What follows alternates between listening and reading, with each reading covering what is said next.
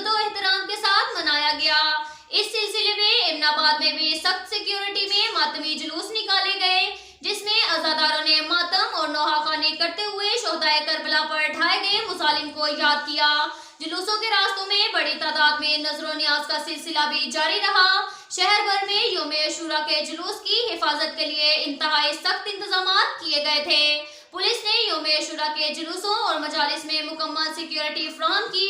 जुलूस मुख्तलिफ रास्तों से गुजरते हुए इमाम बारगाह सैयद शाह और जत्ती सलीम शाह में इख्तिताम पजीर हुए।